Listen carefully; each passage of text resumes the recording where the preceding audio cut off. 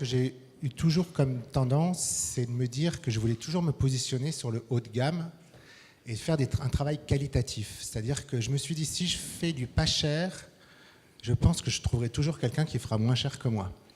Donc je me suis dit, je vais travailler vraiment la qualité, faire des choses que les autres ne font pas, et toujours être un petit peu en train d'observer ce qui se passe. Moi, quand j'ai commencé la photographie, j'étais assistant, j'ai commencé en étant assistant photographique, et c'était l'époque où on commençait à avoir des ordinateurs personnels, on commence à scanner l'argentique pour la voir sur les ordinateurs.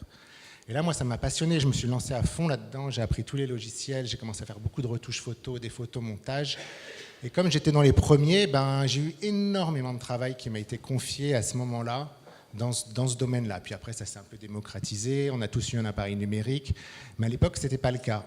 Et ça m'a donné une vraie compétence en photo numérique. Maintenant, je fais des photos qui sont assez compliquées, où il faut faire des photomontages. On m'appelle souvent pour des trucs qui sont pas toujours simples à faire. Pour le drone, c'était pareil. Je sais pas, je voyais en vidéo, ils commençaient à faire du drone. On n'achetait pas un drone à l'époque. C'était des gens qui faisaient du modélisme, qui adaptaient des hélicoptères télécommandés, qui mettaient des batteries plus puissantes avec des moteurs plus puissants pour porter un appareil photo. Et donc, j'en ai rencontré un fan de modélisme. Il m'a dit, écoute, on va essayer de te mettre ton 5D sur un hélicoptère et ça devrait marcher. Et puis ça s'est fait comme ça. Je fais du drone. Donc, comme j'étais dans les premiers à le faire, j'ai eu beaucoup de commandes comme ça grâce au drone. Dans une époque actuelle, on est toujours tenté de se dire on va baisser ses prix en se disant mon devis ne va pas passer s'il est trop haut, etc. Mais je pense qu'il faut essayer de résister parce que sinon vous descendez un escalier qui va conduire à votre arrêt brutal au bout d'un moment parce que vous n'allez plus pouvoir vivre.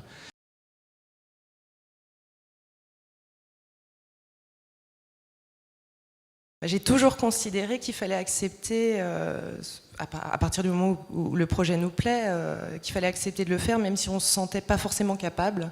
Et quand je ne me sentais pas capable, je me formais. D'ailleurs, je suis passée par l'INA et les Gobelins, mais plus en caméra à l'époque, des formations vidéo, mais qui m'ont aidée pour la photographie évidemment.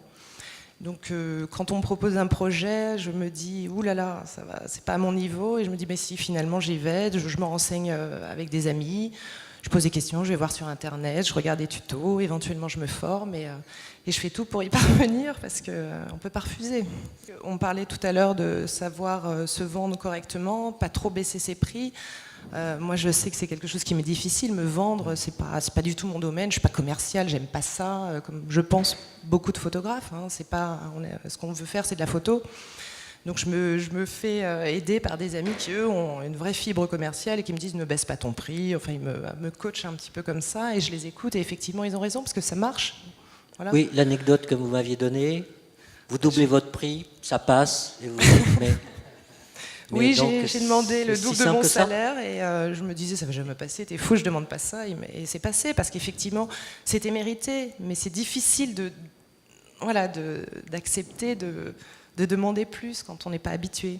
C'est vrai que c'est très bien de bosser pour des sociétés qui vous proposent souvent aussi des projets intéressants pour leur communication, qui sont voilà, enfin il n'y a pas de mauvaises photos ou de mauvais sujets.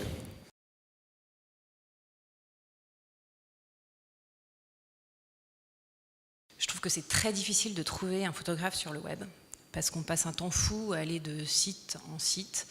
On n'a pas beaucoup d'informations sur les tarifs, sur les prestations.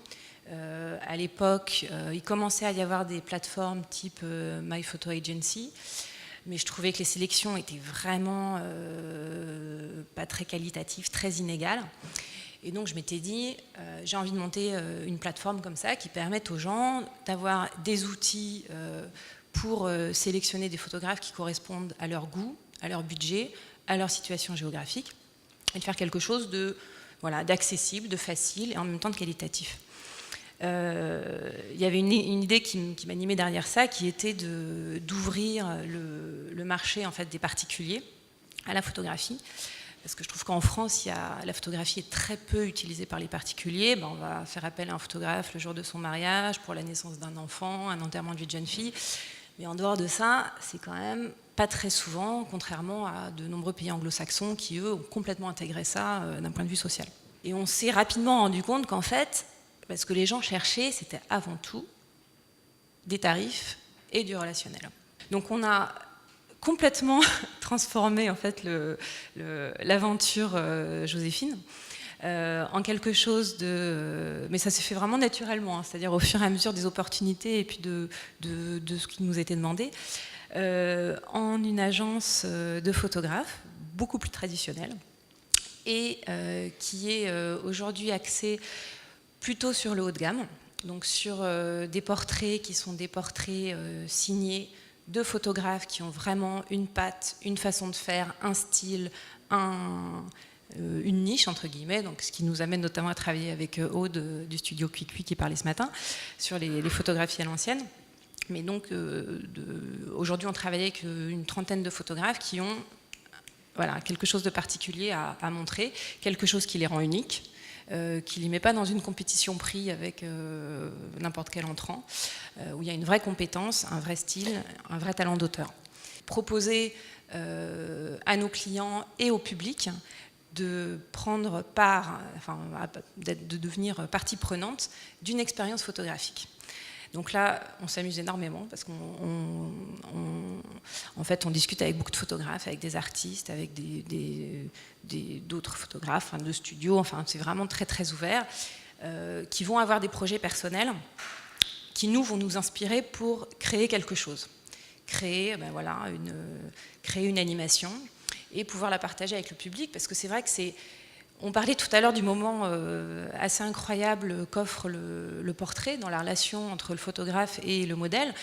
Ce matin, je ne sais plus quel était le prénom de la femme du studio Cohen. C'est vrai qu'il y a quelque chose du rôle du psy dans le rapport du photographe portraitiste à ce modèle. Et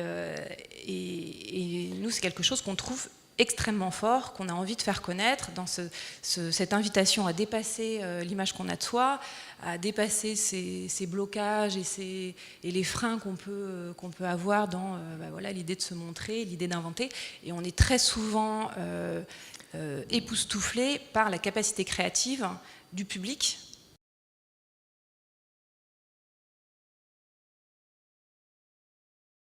Alors, je vais répéter ce qui a été dit ce matin, ce qui a été dit depuis cet après-midi également.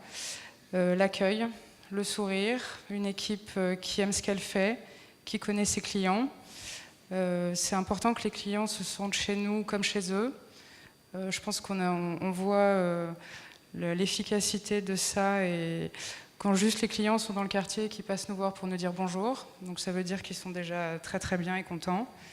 Et puis, toujours être curieux, regarder ce qui se fait ailleurs, savoir où sont nos clients, ce qu'ils font, et répondre à leurs besoins avec tout ça. On a une grosse partie de nos clients qui sont effectivement toujours dans l'urgence. Donc, on doit pouvoir leur répondre. Si jamais il y a une catastrophe, il faut être là.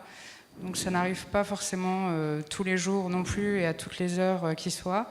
Mais si un samedi ou un dimanche je ne travaille pas et qu'il y a une catastrophe, il faut pouvoir leur répondre et ça fait la différence avec d'autres qui vont être ouverts ou fermés et voilà, ça c'est important. Alors j'ai su très tôt que je voulais être dans la photo, par contre je ne savais pas du tout à quel niveau, donc c'était pas photographe, ça n'a pas été dans une agence et en fait je pense que j'aime beaucoup les photographes, c'est un peu une espèce en voie de disparition que je connais bien et que j'ai envie d'aider du mieux que je peux.